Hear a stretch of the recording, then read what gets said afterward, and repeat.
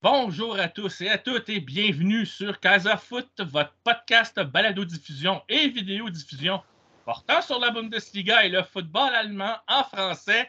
Un mercato déterminé, on aura l'occasion de revenir aujourd'hui, mais de multiples sujets, notamment avec le retour de la Ligue des champions, de la Ligue Europa, bref, des compétitions européennes qui vont reprendre, et surtout la reprise de la Bundesliga après ce congé hivernal et une Coupe du Monde qui aura été marquante pour l'Allemagne, mais pas pour les bonnes raisons, malheureusement. Mais pour parler de tout ça aujourd'hui, on retrouve notre Kaiser, multisport cependant, qui bosse cette fois je dirais autrement qu'en allant jouer au golf, parce que c'est la saison hivernale, bien sûr. David Lortolari, allô Frende, comment vas-tu? Hello Mathieu, salut à tous. Ça va. C'est vrai que les greens d'hiver, c'est pas top parce que c'est pas les vrais greens, mais on peut rendre gré aux tenants, comment dire, aux tenanciers, j'allais dire, aux propriétaires et à la direction des golfs de protéger les greens pour que ça soit agréable plus tard dans l'année. Ça, c'est la petite parenthèse loisir, on va dire. On va avoir des choses à dire, effectivement, parce que la trêve a été longue. C'est amusant, Mathieu, il y a ce paradoxe. En Allemagne, on finit par la considérer comme trop longue, cette trêve, parce que le climat s'est adouci au fil des décennies, semble-t-il. Ça Et s'est alors qu'en adouci partout, je te le confirme tout de alors, suite. alors, alors qu'en Chez nous, au France, Québec, on a eu le mois de janvier un des plus chauds, si on peut dire, ou en tout cas un des moins frais qu'on n'a jamais eu. oui, ben c'est un peu ce qui est considéré et observé en Allemagne, mais alors qu'en France, il y a une espèce d'admiration pour cette trêve, et je fais partie, moi, de cette mouvance-là, admiration pour cette trêve, parce que pour certains, il y a besoin de se rafraîchir un peu l'esprit après avoir passé notamment un mondial très mauvais. Et pour d'autres, il y a simplement besoin de se remettre en route physiquement, la forme physique simplement. Donc je considère à titre personnel que c'est toujours une bonne coupure. Voilà, il y a ce paradoxe. Les Allemands voudraient la réduire et les Français l'admirent. Donc c'est toujours un peu curieux. En tout cas, on a repris plein pot et il y a de très belles choses qui nous attendent dans les prochaines semaines avec les trois compétitions, la Coupe d'Allemagne en cours, le championnat, on va en parler, Mathieu, tellement, tellement serré. Et puis la Coupe d'Europe, les Coupes d'Europe qui proposent d'excellentes affiches, particulièrement alléchantes, c'est sûr. De toute façon, la Coupe d'Allemagne, j'en glisse un mot, on aura l'occasion de revenir dans des émissions futures au moment où la compétition sera un peu plus avancée. Mais j'encourage les gens, encore une fois, à aller voir les matchs gratuitement sur YouTube, sur le compte de German Football, où les matchs de Coupe d'Allemagne sont diffusés. Encore une fois, là, c'est une opportunité. Quand c'est gratuit, profitez-en, on ne sait pas combien de temps ça va durer. Maintenant, je vais revenir sur ton parallèle à propos de l'intérêt pour la France envers ce long congé hivernal du temps des fêtes, comme j'aime à dire, en Allemagne. Mais en même temps, en France, on est paradoxal aussi, puisqu'on admire également le Boxing Day à l'anglaise.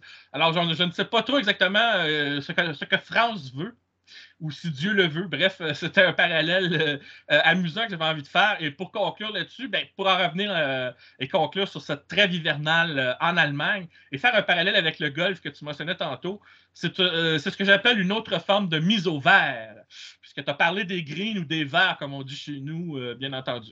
Voilà, je ferme la parenthèse. Mais toujours est-il qu'il y a eu un mercato pendant ce temps-là qui s'est conclu à la fin janvier. Mais j'aurais pas le choix de faire un détour en dehors de l'Allemagne parce que qu'est-ce qui a marqué au fond ce mercato hivernal? Ben, c'est Chelsea en Angleterre et le reste. Tout simplement, Chelsea qui dépense 370 millions d'euros, soit plus que toutes les autres ligues européennes. Là, je parle évidemment là, la France, l'Allemagne et l'Italie réunies. C'est quand même assez ahurissant et j'ai pas le choix là, de le souligner et en même temps de saluer nos collègues qui couvrent le football anglais des Trois Lions sur le Cannes Football Club. En particulier, Justine Lompré, qui est la fan numéro 1 de Chelsea, là, de voir tout cet argent lancé comme ça là, au fur et à mesure. Est-ce que ça l'a excité? Je vous encourage à aller écouter le podcast des Trois Lions pour en savoir plus. Mais je les salue au passage. Mais toujours est-il que pendant ce temps-là, en Allemagne, ça a été relativement plus tranquille. Il y a eu très, très peu de mouvements. Je note quand même que le Bayern a bougé, mais dans leur mouvement, on constate ce que signifie ce mercato hivernal, beaucoup plus que ce que Chelsea a fait, entre nous soit dit. C'est-à-dire que le mercato hivernal est censé être un mercato d'ajustement. Et donc, le Bayern, ses acquisitions, ce sont clairement des acquisitions d'ajustement de leur effectif parce qu'avec la blessure à Mazraoui au poste de latéral droit, ben, qu'est-ce qu'on fait? On va chercher Joao Cancelo avec qui le torchon brûle. Là, je parle avec Pep Guardiola à Manchester City. Donc, le Bayern a saisi une opportunité. Va chercher Danny Blind, l'international néerlandais, également un défenseur latéral. Va chercher aussi le gardien Yann Sommer parce que je ne sais pas si je dois en rire ou en pleurer, mais Manuel Neuer, qui n'a pas connu une grande Coupe du Monde, s'est blessé en ski. Alors, et cette blessure le met à l'écart pour le reste de la saison, pratiquement. Et en plus de ça, le torchon brûle lui aussi avec la direction du Bayern et lui, Manuel Neuer, on pourra y revenir un petit peu plus tard, là, je ne veux pas trop m'écarter, mais je mets ça en amorce quand même. Toujours est-il que pour en revenir au mercato, il s'est passé très peu de choses de façon globale, mais j'ai envie de poser la question, est-ce que ces faibles mouvements de façon générale en Allemagne, au sein de la Bundesliga, est-ce que ça veut dire qu'après la pandémie qu'on a eue, il y a une austérité financière plus grande au sein des clubs sportifs ou simplement les directions sportives sont globalement satisfaites de leur effectif, même s'il y en a qui sont en danger d'être relégués ou qui ne sont peut-être pas à leur mieux. Je pense à Hoffenheim, par exemple, qui est en train de tomber au classement.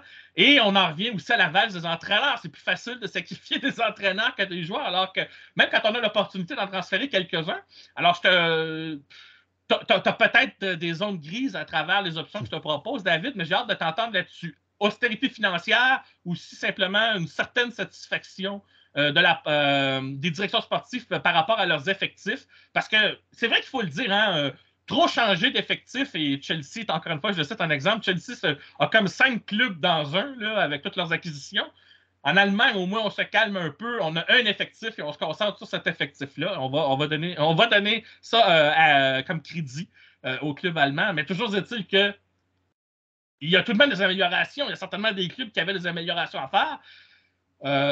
Ça s'est maintenu pas mal au strict minimum. C'est resté pas mal tranquille, comme si on ne voulait pas tout chambarder non plus. Et comme ça, on n'avait pas les moyens de le faire. Alors, je ne sais pas trop sur quel pied danser par rapport à ces faibles mouvements au mercato. Qu'est-ce que tu en penses, toi, David, de ton côté? C'est quoi les analyses qui ressortent de ce mercato plutôt en eau dormante, si je puis dire? Mais il y a plusieurs petites pièces de puzzle qui viennent, s'emboîter, je dirais.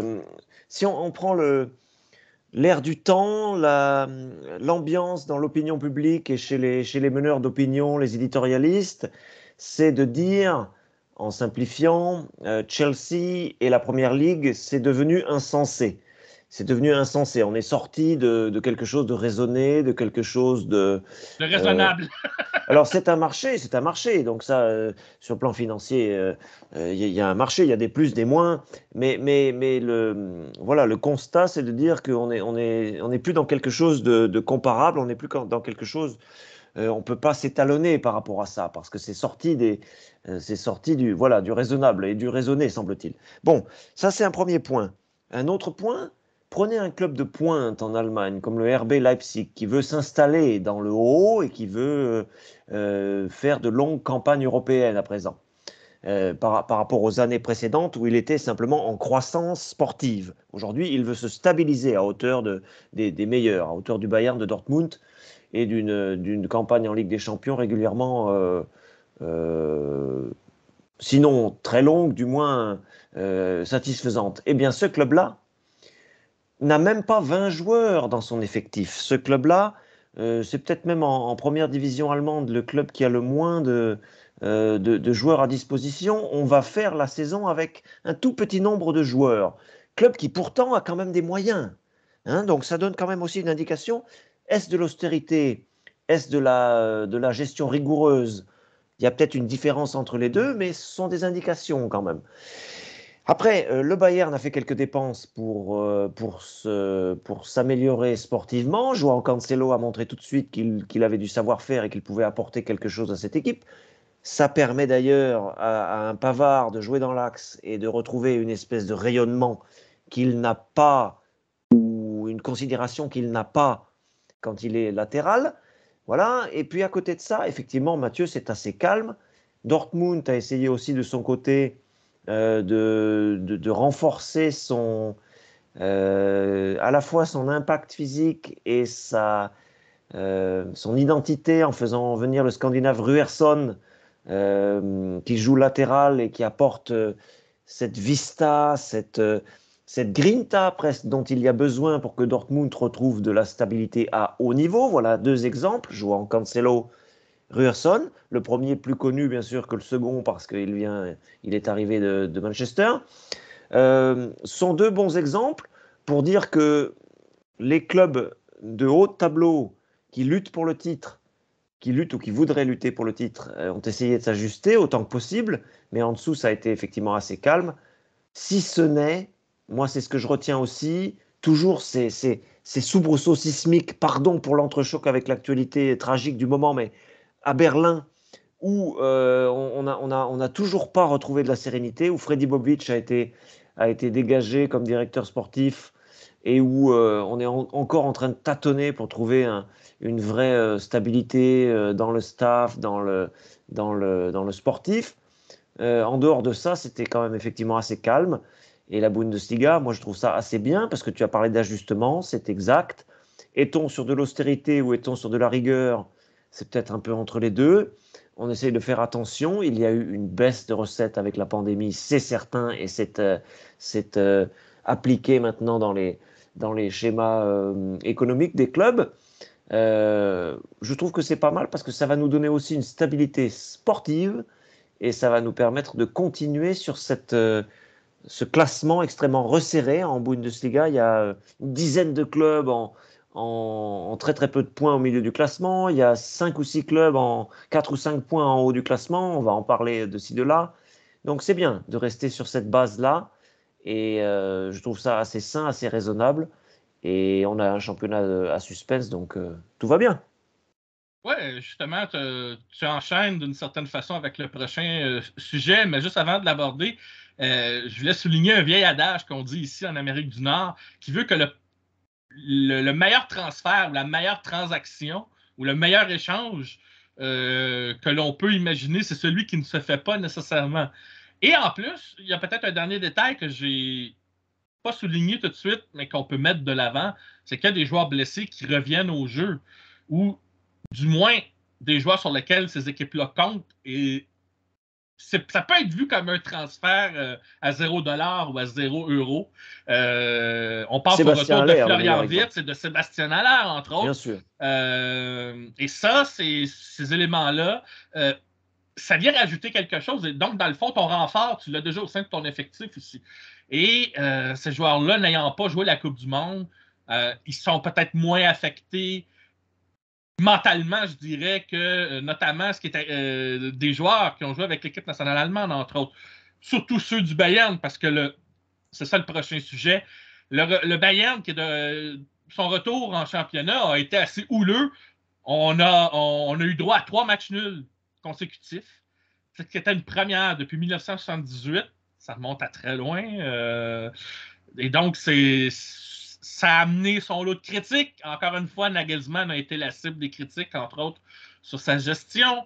Et même si on a ensuite gagné en Coupe d'Allemagne contre Mayence et ensuite battu Wolfsburg en championnat, on constate que c'est pas encore le rodage n'est pas encore là. On sent qu'il y a des incertitudes, surtout au niveau défensif et aussi au niveau de cette habitude qu'avait le Bayern de vraiment d'écraser l'adversaire comme un rouleau compresseur. Et ça, c'est quelque chose qui semble ne plus être là au sein de l'effectif, au sein de ce que j'appellerais de la méthode de cette équipe. Je veux dire, contre Wolfsburg, le Bayern mène 3-0, mais le Wolfsburg trouve le moyen de revenir dans la partie, ce qu'on n'aurait jamais pensé à une époque où on avait une équipe beaucoup plus dominante. Et en ce sens-là, on a une vraie course au titre en ce moment. Je veux dire, l'Union Berlin est toujours là. Qu'on le veuille ou non, cette équipe continue de surprendre. Le Borussia Dortmund a bien entamé sa deuxième moitié de calendrier. Je trouve qu'il joue très bien. Il y a Fribourg qui est tombé un peu, mais ça reste un club qu'il faut surveiller quand même.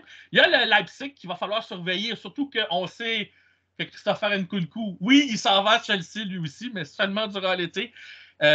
Donc, Leipzig va certainement essayer de profiter du dernier droit pour bénéficier de son talent, pour espérer aller chercher quelque chose. Et ça tombe bien parce qu'il y a un autre joueur qui s'appelle André Silva qui avait eu du mal à s'acclimater à Leipzig. Là, il semble avoir retrouvé enfin ses marques. Ça promet quand même une deuxième moitié de calendrier assez palpitante pour une fois. Et après 10 ans de règne du Bayern, moi, je suis content, en quelque sorte, qu'on ait une course pour le titre dans cette seconde moitié de saison. Mais là, ça m'amène quand même deux questions. Penses-tu que cette course-là va tenir son bout jusqu'à la fin de la saison ou si le Bayern va trouver encore le moyen de se détacher?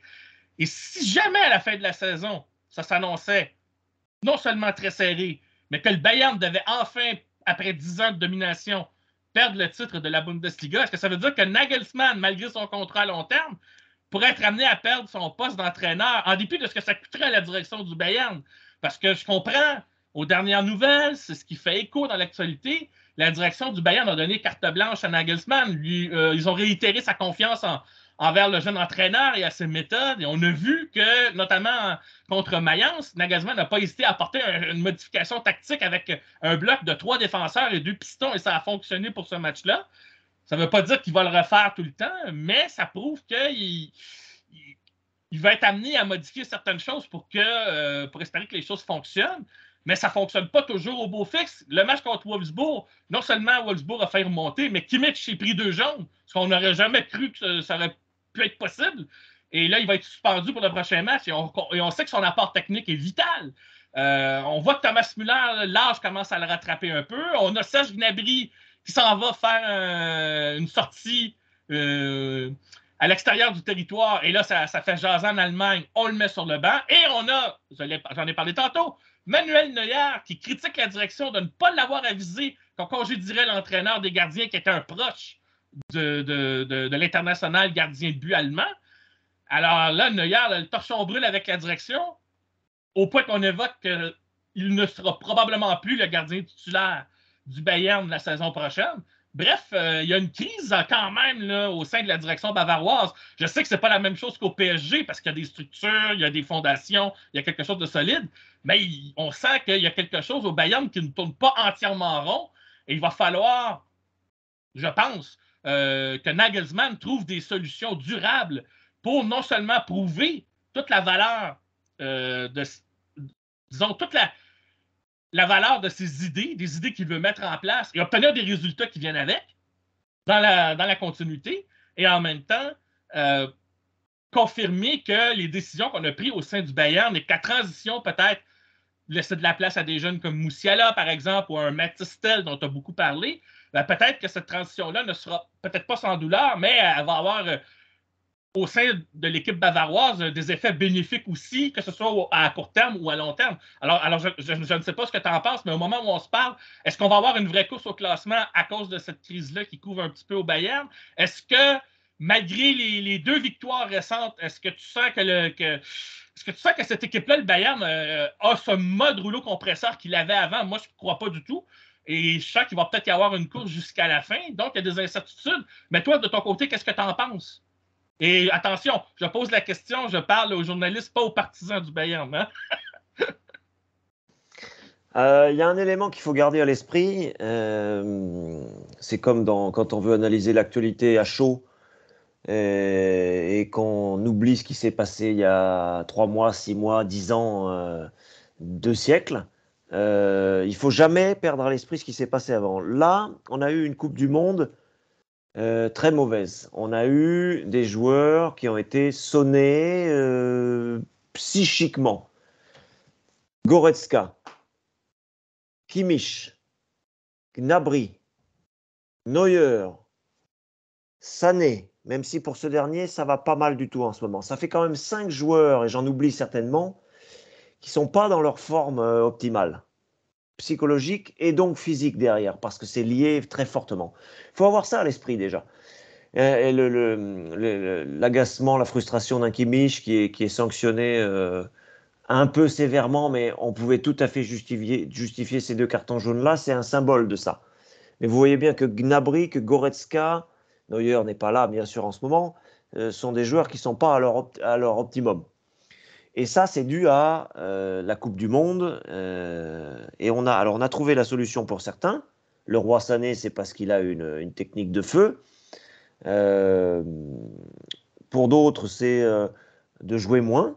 Thomas Müller, il semblerait que la solution, ce soit au lieu qu'il joue tout le temps, comme le souhaitait, comme le préconisait, comme le prévoyait Louis van Gaal, Müller spielt immer. Il disait, c'était dans une composition d'équipe, il y a Thomas Müller et les autres. Mais maintenant, c'est peut-être un nouveau Müller qu'il faut envisager. Un Müller qui jouerait un match sur deux, un Müller qui jouerait 60 minutes, un Müller qui jouerait 20 minutes à la fin.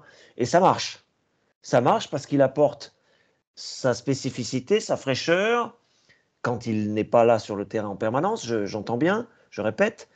Donc on commence à trouver des solutions pour certains. Pour d'autres, ça prend plus de temps parce que Gnabry est encore jeune et il n'a pas compris qu'on n'allait pas assister à un défilé de mode à Paris entre deux matchs alors qu'on venait de faire une très mauvaise Coupe du Monde et que le Bayern s'apprêtait à jouer des matchs essentiels, matchs de coupe, alors que le Bayern n'était pas apparu en quart de finale depuis 3 saisons, une éternité. Les matchs de Ligue des Champions qui arrivent. Donc, c'est simplement, un Gnabry a tout à fait le droit d'avoir une vie à côté, d'avoir une liberté. Ce n'est pas la question. La question, c'est que ce n'était pas le moment. Voilà. Pour Neuer, même chose. Il y a une erreur, il y a quelque chose qui ne va pas. Mais c'était peut-être dû à une volonté de se changer les idées. Je ne sais pas, je ne suis pas dans la tête du gars. Je veux dire simplement par là qu'il y a des explications à une forme un peu en deçà. Y a un Nagelsmann qui a changé aussi des choses en interne au Bayern, qui effectivement a fait en sorte de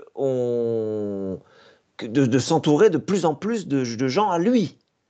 Là, il vient de faire venir, si je me trompe pas, d'Offenheim, enfin de la période où lui était entraîneur d'Offenheim, un nouvel adjoint. Parce qu'il veut se faire son petit royaume, j'allais dire sa petite caste. Non, c'est pas sa petite caste, sa petite cour et sa petite cellule de confiance. Ça se comprend pour un entraîneur qui s'engage pour 5 ans. Ah, mais il n'est pas Voilà, tout seul, de toute façon. Il y a beaucoup bien sûr. d'entraîneurs qui font ça. Il y a 3 adjoints, notamment Zambro et Topmöller, et oui, qui sont ces hommes de confiance. Et autour de ça, il continue d'investir, lui, dans sa petite cour. C'est compréhensible. Il y a cette dimension-là. Il y a la dimension au-dessus de Nagelsmann aussi. Le Bayern est en train de changer. Il n'y a plus Uli Hoeneß, même s'il est toujours influent, il n'est plus aux commandes. Et le Bayern d'aujourd'hui est un Bayern plus un Bayern business, un Bayern entreprise, un Bayern à l'image des études qu'a fait Oliver Kahn après sa carrière, c'est-à-dire un entrepreneur, mais un entrepreneur pas dans le sens paternaliste, dans le sens efficacité économique. C'est pas pareil qu'Uli Hoeneß. C'est pas pareil que Rummenigge dans son style aussi. On a changé. Monsieur Aigner, Monsieur Kahn, les dirigeants actuels du Bayern sont peut-être plus froids, sont peut-être moins.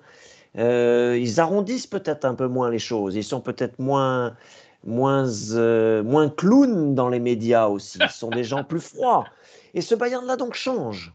Et c'est ce que Manuel Neuer a dit d'ailleurs dans son interview trash au très sérieux quotidien munichois Süddeutsche Zeitung, la SZ en allemand. Il a dit: je croyais que le Bayern était une famille. Sous-entendu, le lien s'est un peu cassé, c'est un peu distendu. Il est fautif. Moi, à un moment donné, il faut remettre aussi les choses en place. Mais on peut comprendre ce qu'il dit. Quand il dit que, en creux, il nous dit qu'un Uli Hoeneß lui manque, peut-être, dans ces relations-là. Donc le Bayern est en train de changer. Le Bayern est en train aussi d'essayer de s'adapter aux puissances financières du continent. Et il y a de la casse, peut-être, hein, sur certains plans de la casse, parce qu'il faut déplacer un peu le pachyderme, mais il faut s'adapter pour être performant sportivement. C'est ce qu'on veut dans une entreprise comme ça, sportivement, et être safe, pardon pour cet anglicisme, sur le plan économique, sain, si vous voulez. Donc forcément, il y a un peu une espèce sinon de sas, du moins une espèce il y a un coussin, il y a une espèce j'arrive pas à trouver mes mots en français, ça fait buffering, il y a une espèce de tampon, le sportif et l'institution sont en train d'essayer de se retrouver. Mais je ne suis pas aussi pessimiste que tu ne sembles vouloir l'être, Mathieu. Le truc, c'est qu'il y a le Bayern, certes, qui a ses propres remises en cause, qui a ses propres difficultés structurelles, conjoncturelles.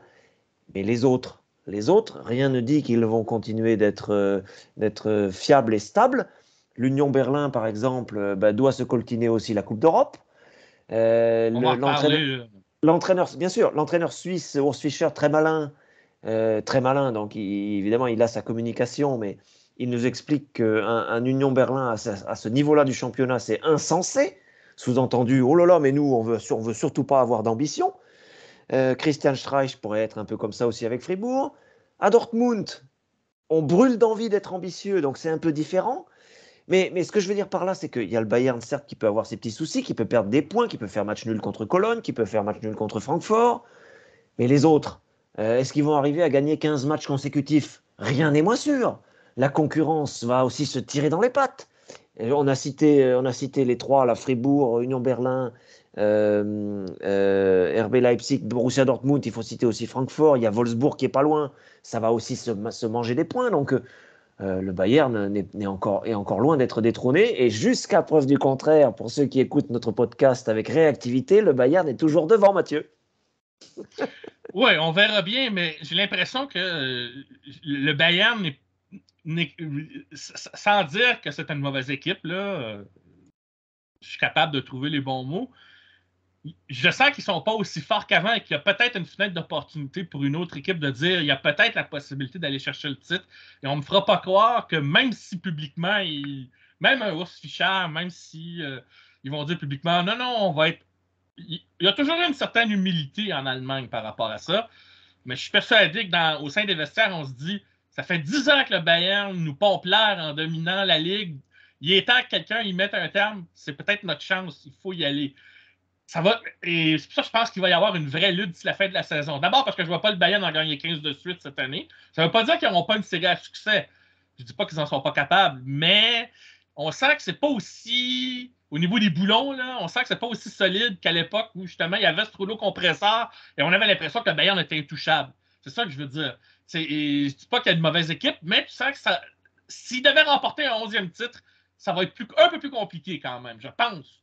Je peux me tromper, bien sûr. Mais je pense que ça va être un peu plus compliqué. Après, oui, ton argument, les autres peuvent se manger des points entre eux, c'est possible. Mais j'ai le sentiment qu'il y a peut-être une ou deux équipes qui vont peut-être tirer profit de ça. Après, on n'est pas à l'abri, effectivement, de certaines surprises. J'avais parlé, par exemple, et on va y revenir lorsqu'on va aborder les compétitions européennes, j'avais parlé de la remontée du Bayer Leverkusen, on a parlé du retour de Florian Wirtz. Mais là, Xavier Alonso semble avoir trouvé ses marques. Et là, le Bayer Leverkusen est remonté au classement et semble trouver son rythme de croisière au point où on parle d'une possible qualification pour une place européenne. Donc, ça aussi, ça vient jouer un peu dans le calendrier, alors que tu as d'autres équipes comme Hoffenheim qui sont un peu plus en difficulté. Puis un truc moi, qui me fait toujours rire, c'est que c'est l'Hertha Berlin qui dépense plus que l'Union Berlin, mais qui est toujours en difficulté au moment où on se parle. C'est quelque chose qui m'amuse.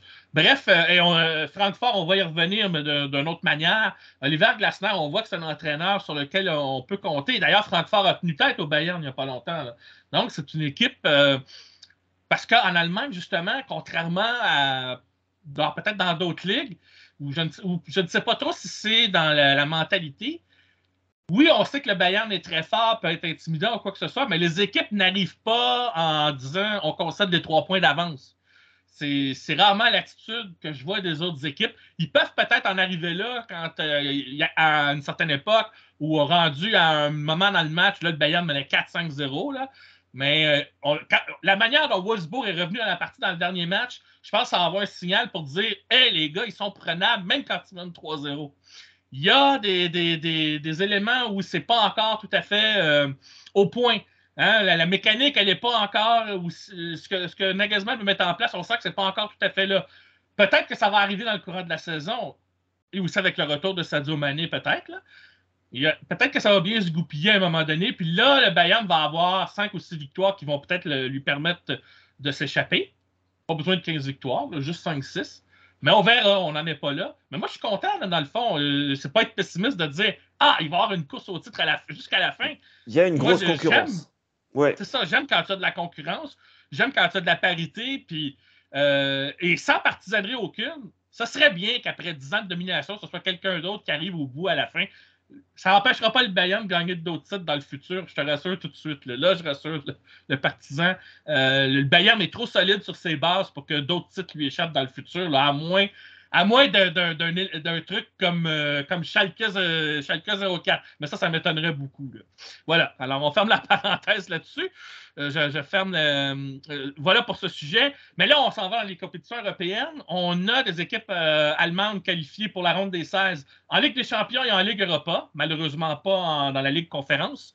Alors, en Ligue des champions, les affrontements sont très intéressants. D'abord, et ça, je sais qu'en France, ça fait largement les manchettes, le Bayern sera contre le PSG. Le PSG qui est également en crise, surtout après son élimination contre Marseille en Coupe de France. Alors, ça, c'est. Et là, on vient d'apprendre qu'en plus d'Mbappé qui est blessé, le Messi est blessé aussi. Neymar dans la tête, on ne sait pas s'il va bien après son élimination de la Coupe du Monde. Donc, il n'y a pas juste le Bayern que dans les têtes, le retour de la Coupe du Monde, ça allait plus ou moins bien. Là. Bon, Messi a gagné la Coupe du Monde, mais est-ce que son esprit est avec son club maintenant? On en a toujours des petits doutes. Et Mbappé qui se blesse à un mauvais moment. Je sais que Nagelsmann a dit dans une conférence de presse qu'il pouvait toujours revenir, il se méfiait un peu. Il s'est avéré, disons, se montrer sceptique. Mais on va voir. Hein. De toute façon, moi, quand une direction de club dit « Ah, le joueur est blessé pour tant de semaines », ça coupe court à des spéculations. Puis s'il revient plus tôt, tant mieux. Alors, on va le dire comme ça. Ça promet donc un affrontement intéressant.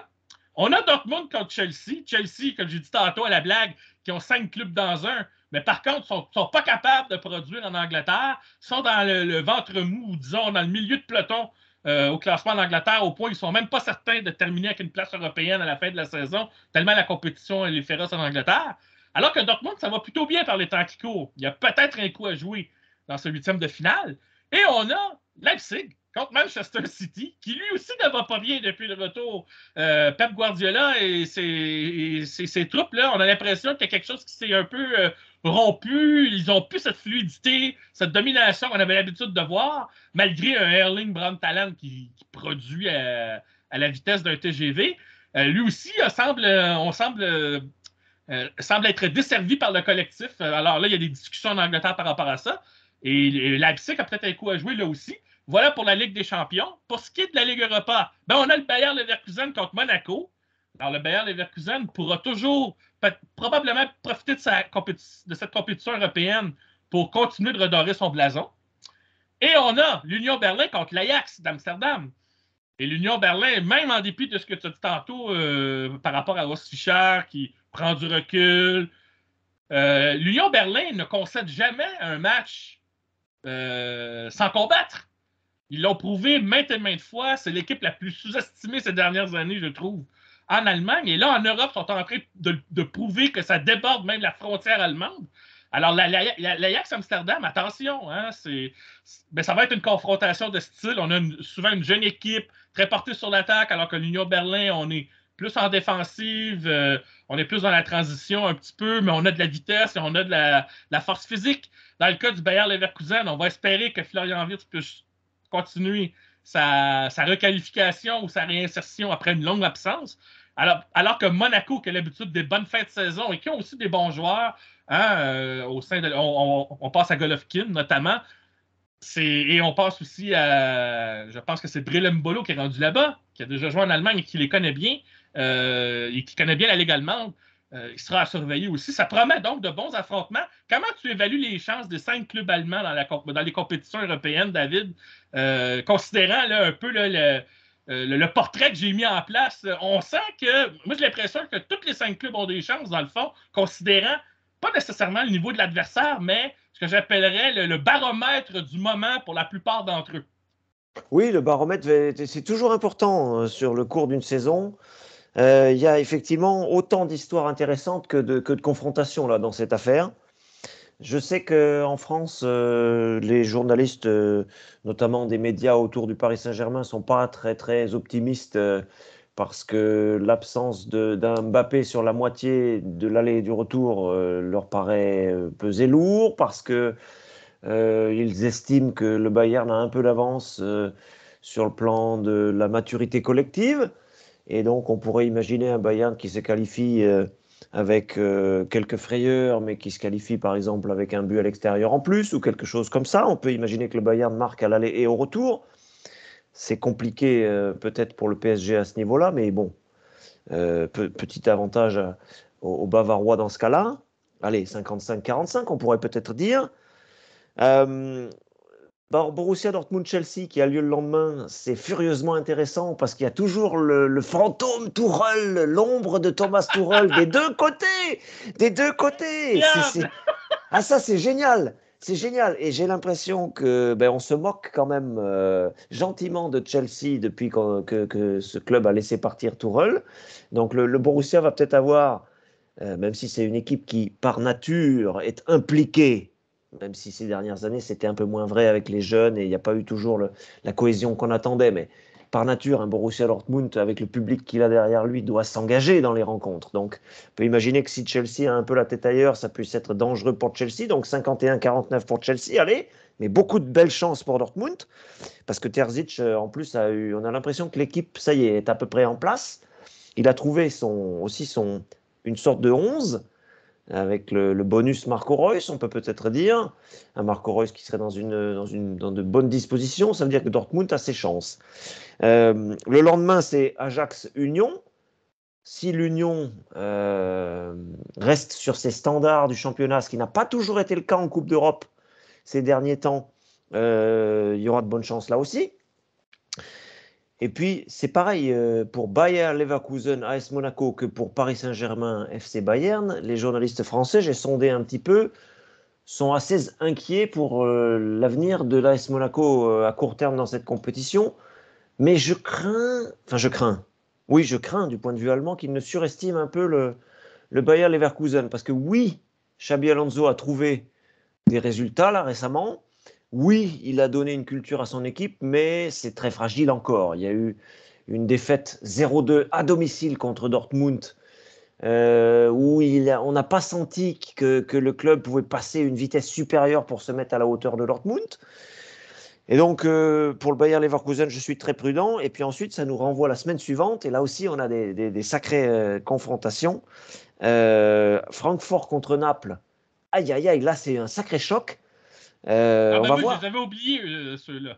Oui, oui, et là, on va voir si le leader du championnat italien, qui est quand même en baisse globalement sur le continent, on va voir si le leader du championnat italien, qui a pris les devants sur tous ses adversaires, les deux Milan, la Juve, etc., la Juve pour d'autres raisons, mais on va voir s'il est capable de devancer le 4, 5 ou 6e du championnat d'Allemagne. C'est très intéressant.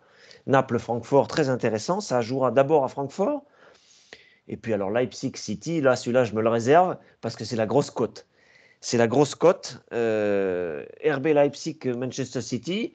Attention à Leipzig parce que Leipzig a trouvé l'entraîneur qu'il voulait. Monsieur Marco Rose qui avait précédemment été déjà dans la galaxie Red Bull, qui s'en est éloigné puis qui est revenu. Et on a l'impression qu'il y a une vraie osmose entre le coach et les joueurs. André Silva, allez, deux, trois exemples. André Silva est en train de retrouver un niveau proche de celui qu'il avait avec Francfort, qui lui avait permis de marquer 24-26 buts sur une saison il n'y a pas si longtemps. Dans les buts, la doublure de Goulachi blessé fait l'affaire, je trouve, très bien. Et puis le RB Leipzig est une équipe extrêmement crédible. Évidemment qu'il ne sera pas favori contre Manchester City, mais un City qui serait un peu en dilettante, un peu en dedans, un peu qui s'agacerait pour telle ou telle raison, et peut-être prenable à ce moment de la saison. Donc là, on a vraiment, à partir de notre enregistrement là, pendant 3-4 semaines de Coupe d'Europe à venir, des sacrées confrontations. Et pour résumer, c'était aussi ce que tu voulais me faire dire, je pense, Mathieu, les clubs allemands, à 35-40% pour les plus faibles, à 55-60% pour les plus forts, ont tous une chance de passer. Ce serait une sacrée constellation, comme on dit en Allemagne, si tout le monde arrivait à passer, mais il y a de bonnes chances. Moi, je vous encourage à suivre Francfort contre Naples, ça va être formidable. Et puis Leipzig contre Manchester City, une grosse cote. Bien sûr, indépendamment de ça, médiatiquement, vu de France, vu d'Allemagne, le Paris Saint-Germain-Bayern écrase un peu le reste malgré tout.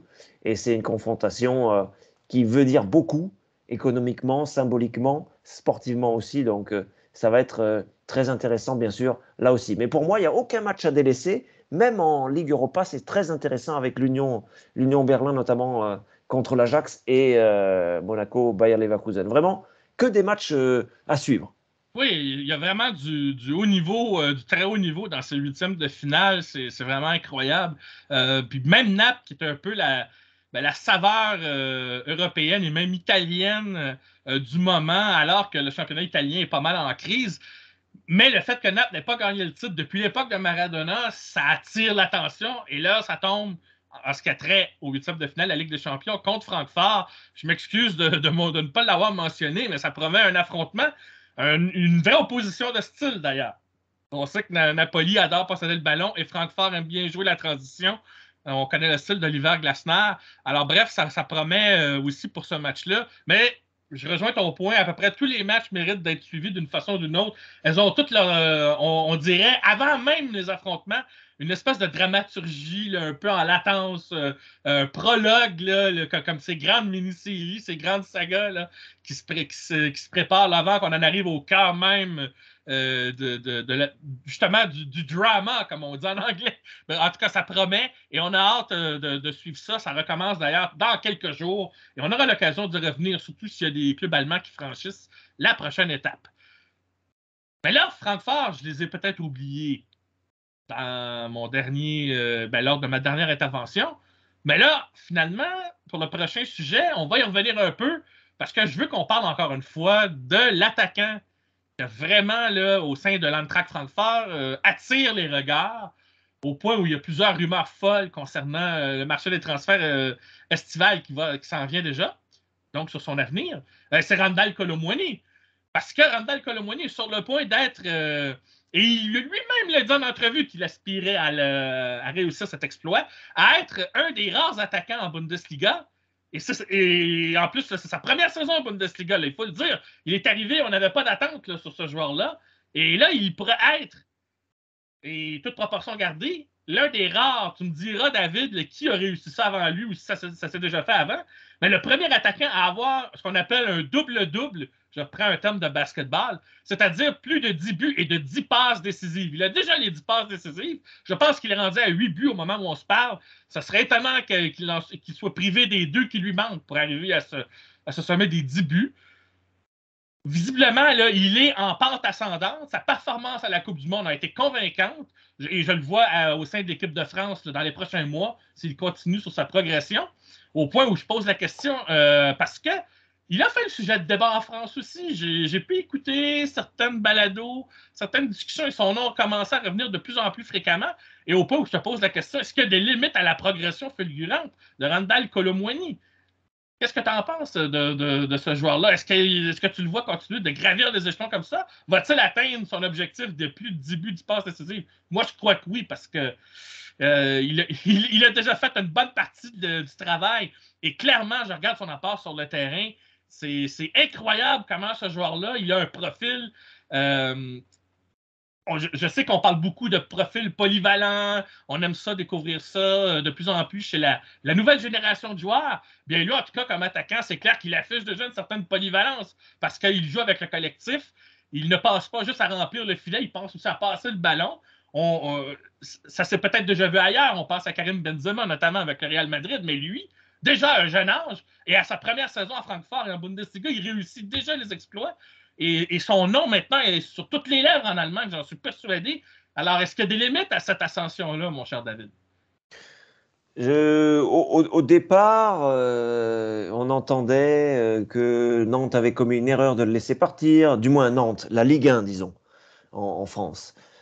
Puis bon, je me disais, Ça ne oui, sera pas la première fois qu'on aurait dit ça. Oui, c'est un attaquant punch qui effectivement a une dimension athlétique, qui surprend les adversaires, qui a une forme de spontanéité, de fraîcheur, avec un petit peu de retenue. Attendons de voir, attendons quelques mois. Et puis, il y a quand même eu un symbole de ce but contre le Bayern où il prend à défaut Dayot Upamecano en 2 temps. D'abord, il y a un duel quasiment en face à face avec le défenseur central du Bayern, un compatriote d'ailleurs pour Kolo Muani, hein, bien sûr. Oui, ils ont joué Et, ensemble à la Coupe du Monde, alors ils se connaissent un peu. et puis on se dit bon, finalement l'action va se terminer là. Et puis il met un coup de rein incroyable. Et il prend 1,50 m, 2 mètres à Upamecano avant de frapper avec poteau rentrant de l'autre côté un but formidable contre le Bayern qui a permis à Francfort, tu en as parlé plus tôt dans notre discussion, de rivaliser avec le Bayern. Et là, je me suis dit, ah oui, il est fort ce gamin. Ce sont des symboles, ce sont des images fortes et effectivement, la plus-value, puisque Francfort l'a obtenue pour quelques pfennig, pour quelques bretzels, pour quelques grains de poussière. C'est une formidable opération sportive et financière. C'est marrant parce qu'il y a ce phénomène-là, puis on pense aussi à Jude Bellingham, que le Borussia Dortmund ne va pas parvenir à conserver. Ah Parce non, que, parce que l'Angleterre le courtise, ça c'est bien clair sûr, éventuellement, là, avec les moyens financiers qu'il y a en Angleterre, mais oui, au même titre que Nkunku qui va partir, lui, qui est déjà un joueur anglais et qui veut certainement retourner là-bas, c'est clair qu'il en est à ses derniers miles avec avec le Dortmund. Borussia. Ouais, tout à fait. Et donc, on est passé un peu dans une autre dimension. Mais encore une fois, je me méfie du court-termisme, je me méfie de la dictature du périssable, de l'ère du direct, du live, du tout de suite consommé. Mais il a Mais il l'air d'avoir. existe une rumeur que le Bayern est intéressé à aller chercher Randall Kolo Muani parce qu'ils ont désespérément besoin d'un attaquant de pointe. Et on sait que Choupo-Moting, malgré sa contribution, il ne rajeunit pas et ça reste du court terme. Donc, on Oui, cherche vraiment quelqu'un et peut-être que c'est lui qu'on va aller chercher. On sait que le Bayern ne se gêne pas pour aller piller chez ses camarades clubs allemands au sein de la Bundesliga pour se renforcer. c'est fait d'ailleurs pour Leimer, le milieu de terrain relayeur de Leipzig, qui va cet été vers la Bavière. Mais enfin, c'est fait. C'est pas officialisé, je crois, mais c'est fait. Donc oui, ce principe, oui, oui. Et ce qui veut dire qu'effectivement, on parlait de finances, c'est un peu un fil rouge dans notre football professionnel et dans nos émissions à nous aussi. On parlait de finances. Pour Francfort, il faut en profiter maintenant parce qu'on a vraiment l'impression que Kolo Muani a décollé, qu'il n'a pas de doute sur sa capacité à performer, à réussir. On le voit dans son attitude, dans son port de tête, dans son regard, dans son implication dans les résultats de l'équipe de Francfort. Et ça nous ramène 5 minutes en arrière lorsqu'on parlait de la confrontation avec Naples. Ça va être intéressant aussi de voir à ce niveau-là, contre le leader du championnat d'Italie. Oui, à moyen terme, Kolo Muani, ça va plus être Francfort.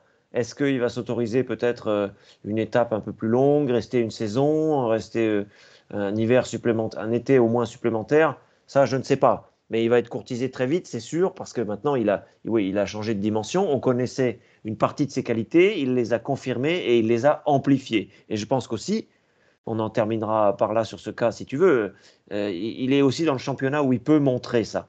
Parce qu'il y a de l'espace, parce qu'il y a des défenseurs laxes, comme on dit dans les disciplines de gymnastique, avec une certaine souplesse, une certaine élasticité dans la défense. Et ça lui convient très bien et ça lui permet de se développer. En tout cas, c'est un bonheur de voir des joueurs comme ça s'épanouir dans ce championnat parce que le spectacle, il est là toutes les semaines. Je lui souhaite de la continuité pour qu'on en profite et surtout que lui puisse continuer à être courtisé comme il l'est actuellement. En tout cas, si vous avez la chance de le voir jouer quand Francfort passe à la télévision sur Sportsnet chez nous ou en Europe, peu importe le réseau qui diffuse les matchs de Bundesliga, je vous le recommande. C'est vraiment un joueur qui est magnifique à voir jouer. Et quand on pense qu'on l'avait évoqué ici dans une précédente émission, c'est le premier joueur sorti du banc en France qui a enfin marqué un but après 4 ans de disette, de ce que j'appellerais de production venant du banc au sein de l'équipe de France en dit long sur ce que Randall Kolo Muani est capable d'apporter et ce qui lui reste encore à accomplir. Moi, j'ai le sentiment que s'il continue sa progression, il pourrait devenir le prochain attaquant titulaire de l'équipe de France aussi. Je m'avance un peu, mais on va lui souhaiter en tout cas d'avoir la santé quand même aussi. Dernier sujet, et là, on revient au sein de la Mannschaft parce que c'est dans la continuité de ce qu'on a évoqué lors de la dernière émission, c'est-à-dire les changements au sein de la fédération. On a confirmé que c'est Rudi Voller qui a été choisi pour diriger les destinées de la fédération allemande comme successeur à Oliver Bierhoff. Alors, Rudi Voller, c'est quelqu'un qu'on connaît, il a entraîné, Il a joué avec l'équipe d'Allemagne, bien sûr. Il a entraîné, notamment au Bayer Leverkusen. Il a fait partie du bureau de la direction pendant des années au sein de cette équipe. Maintenant, c'est lui qui est le directeur de la fédération. Qu'est-ce qu'il va apporter de différent et de plus maintenant au sein de la fédération? Parce qu'en choisissant quelqu'un comme Rudi Völler, on a un exemple qu'en Allemagne, on ne veut pas non plus tout chambouler.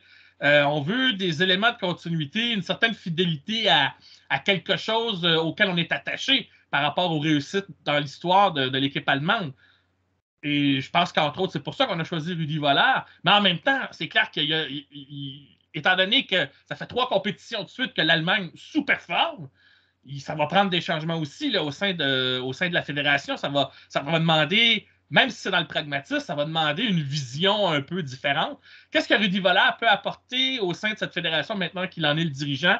Quelle est selon toi, quelle sera sa patte, son empreinte au sein de la Mannschaft, la direction qui va apporter là, pour l'avenir donc du football allemand. Et là, je parle au niveau national, je ne parle pas là, en termes de club, mais en termes des sélections, parce que quand on est à la tête d'une fédération, ce n'est pas que l'équipe prime, l'équipe A qui performe à la Coupe du Monde. On pense à toutes les sélections juste en dessous, les U17, les U16, les U18, les U20, peu importe. L'équipe olympique et les équipes féminines, ça implique beaucoup de choses. Alors, il y a une réflexion de fond qui certainement va se faire. Qu'est-ce qu'il va apporter à travers tout ça, Rudi Völler, mon cher David? Bah déjà, il va apporter, soyons clairs, un appétit. Rudi Völler veut gagner l'Euro 2024. Alors, ça n'est pas un slogan commercial, ça n'est pas de la mercatique, puisque c'était la spécialité dans laquelle s'était enfermé Oliver Bierhoff, avec ses marques, avec ses considérations extra-sportives. Völler vient avec de l'appétit pour le succès sportif immédiat. Et cet appétit s'ajoute à celui de Hansi Flick qui veut apprendre de ses erreurs de 2022 et qui a le même appétit sportif pour 2024. Autrement dit, le sélectionneur et celui qui est au-dessus sont tous les deux, pardon de l'expression qui est un peu malvenue, mais vous comprendrez l'idée, morts de faim pour gagner le prochain Euro à la maison. Très important.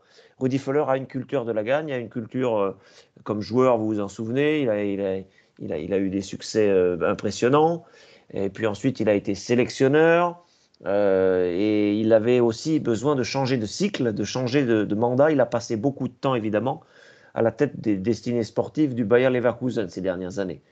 Donc c'est ça le plus important. C'est ça qu'il va apporter que Bierhoff avait, sinon oublié, du moins il avait dans ses priorités, il y avait vraiment l'encadrement de l'équipe nationale. Rudi Völler va s'occuper de tout ce qui est autour des joueurs, pendant que Hansi Flick va s'occuper exclusivement des joueurs. Et donc, c'est un attelage qui peut fonctionner. Après, c'est bien vu en Allemagne, me semble-t-il. Il y a aussi un nouveau souffle qui est donné aux réflexions pour l'équipe nationale et pour la ligue, la fédération, avec cette espèce d'agrégat d'anciens joueurs dont fait partie notamment Rudi Völler pour l'avenir à moyen terme cette fois-ci. Je me demandais s'il était en fin de course, s'il voulait se retirer, si le Bayer Leverkusen l'avait lessivé. Visiblement, ce nouveau défi l'intéresse beaucoup, lui donne de la motivation, de l'appétit. On va voir si ça se confirme. On va voir déjà dès le mois de mars, parce qu'il me semble qu'il y a des rendez-vous internationaux qui se profilent, notamment dans la deuxième quinzaine du mois de mars. Et ensuite, on va basculer dans la saison suivante pour cet Euro. Ça fait longtemps que j'en parle, j'ai toujours lourdement insisté sur cet Euro 2024. C'est en Allemagne et l'Allemagne veut que ça soit une réussite similaire à ce qu'on avait appelé le conte de fées de 2006, où l'équipe n'était pas allée au bout sportivement, mais où elle avait convaincu tout le monde sur le terrain et à proximité de celui-ci. Et je pense ça, c'est que là, vrai. On était convaincus que ce groupe-là allait éventuellement gagner quelque chose en cours de route. Mais ouais. j'ai le sentiment que peut-être que si on ne gagne pas l'Euro 2024, si on peut ramener un peu la foi, j'aime pas utiliser ce mot-là, mais je pense que c'est le mot qui convient. Si on peut ramener la foi que il y a un groupe parce qu'il y a des jeunes qui poussent, on sent qu'il y a un groupe qui va se constituer et qu'on se dit ce groupe-là peut aller gagner quelque chose dans 2 ans, 4 ans, par exemple. On sent qu'il y a quelque chose qui se constitue, où on est sorti de cette, disons, de cette, de cette espèce de fosse un petit peu, ce puits sans fond, où s'est enfoncé un peu la sélection dans les 3 dernières compétitions. Ça, on sent qu'il y a une lumière au bout du tunnel qui n'est pas un train. Ça sera déjà positif. Mais oui, c'était un peu le sens de mon propos, effectivement. Après, ils vont être mis à contribution tout de suite, là, hein, l'attelage, le sélectionneur qui a été confirmé et qui veut profiter, apprendre des difficultés de 2022 pour tout de suite appliquer de nouvelles façons de faire et profiter aussi peut-être de quelques nouveaux joueurs, malgré tout, parce que ça aussi, les générations changent. Voilà, moi je suis assez convaincu, mais maintenant c'est le terrain qui va nous montrer un peu ce que ça peut donner. On va voir s'il y a des changements forts aussi sur un 11 de départ, sur le groupe sur lequel on va s'appuyer. Et Föhler est quand même un expert et a quand même globalement, même si il y avait des clubs au-dessus dans la hiérarchie en Allemagne, le Borussia et le Bayern en particulier, mais a globalement fait de belles choses avec Leverkusen. Sur le choix des joueurs notamment. Donc on peut S'il n'y estimer que avait cette pas eu Zidane expertise-là. avec le Real Madrid en 2002, sait-on jamais ce qui serait arrivé? C'est Je vrai. dis ça de parenthèse parce que Oui, bien Voleur, sûr. il doit avoir ça dans la tête au moment où on se parle. C'est vrai, c'est vrai. Et puis c'est quelqu'un de franc, il y a une honnêteté, il peut être un peu rocailleux, il peut être un peu éruptif, et ça peut faire gagner du temps aussi. Il y a besoin de ça, les Allemands le réclament. Ce caractère-là, il est légendaire aussi pour quelques sorties, quelques formules bien senties. Je pense que ça peut carburer avec Hansi Flick. Voilà, on va voir sur ce plan positif, moi en attente des prochaines semaines où on va voir ce que l'équipe nationale va arriver à mettre en place, bien sûr. Oui, parce que bientôt, elle va être convoquée parce qu'il va y avoir de nouvelles qualifications qui vont se mettre en branle. Il va y avoir des matchs. Parce qu'on sait, bon, la FIFA aime bien rajouter des matchs aussi. Enfin, bon, je vais arrêter là avant de partir à rigoler. Mais ça fait une belle conclusion pour cet épisode, David. Merci encore une fois infiniment pour ta contribution. Et la prochaine fois qu'on va se retrouver, je suis certain qu'on va revenir sur ces compétitions européennes et sur la poursuite du classement. Il y aura, ce ne seront pas les sujets qui manquent là, pour évoquer ce qui se sera passé au cours du dernier mois, j'en suis persuadé. Oui, absolument. Et puis, on a mentionné la grappe de tête là en Allemagne, puisque c'est notre cœur de discussion. N'oubliez pas Wolfsburg avec Kovac, qui a trouvé, on a l'impression, un peu son club et son équipe. Et c'est un club, là aussi, à surveiller pour la fin de saison. On peut avoir peut-être quelques surprises. Leverkusen, tu en parles régulièrement en remontée. Mönchengladbach, il y a des choses à faire voir aussi. Oh là là, ça fait énormément quand même de clubs, sans parler des ténors qui sont en bas de classement aussi. Hein. Stuttgart, Schalke, Hertha Berlin, ça fait des poids lourds qui vont avoir besoin de points. Suivez cette Bundesliga avec passion parce que vraiment, c'est une saison de grosse densité sur le plan sportif. Ah oui, il y a même Bruno Labbadia qui a retrouvé un banc. Alors, déjà, c'est dire à quel point parfois l'histoire se répète aussi en Allemagne comme ailleurs. Ben, merci encore une fois, David. Et je rappelle, surtout pour ceux qui regardent la vidéo, que David est le co-auteur de 2 livres que vous pouvez voir derrière lui sur l'écran. Merci les Lions pour le parcours du Maroc dans cette Coupe du Monde. Et merci les Bleus, puisque, encore une fois, l'équipe de France, on va le rappeler, s'est rendue jusqu'en finale et a poussé l'Argentine jusque dans l'ultime moment des tirs au but avant de s'incliner. David Lortolari, donc, qui est co-auteur de ces 2 livres, publiés aux éditions Marabout. Et je suis persuadé, là, moi, je n'ai pas vérifié encore, que ces livres seront probablement disponibles au Québec pour les gens du Québec qui nous regardent et nous écoutent. Alors voilà, je rappelle aussi que cette vidéo diffusion, mais aussi surtout le podcast, la balado, est disponible via le compte du Can Football, le Club Plus, qui est disponible sur Spreaker, mais également diffusé via Deezer, Spotify, Google Art Radio et même iTunes, et j'en passe, Podcast Addict également. Bref, plusieurs endroits où vous pouvez nous écouter et sur YouTube pour nous regarder. On se retrouve donc dans 3 semaines, 1 mois pour évoquer la suite de ces aventures en Bundesliga et également de l'équipe allemande au besoin. Ici Mathieu Lemay et David Lortolari qui vous disent au revoir et à la prochaine!